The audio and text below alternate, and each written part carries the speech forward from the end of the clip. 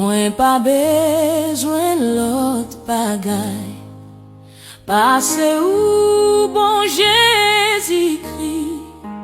Se ou même qui te kon bay la santé et même la vie.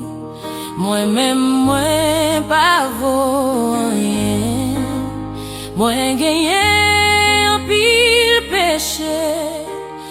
C'est ou celle qui vraiment saine, ou c'est grâce et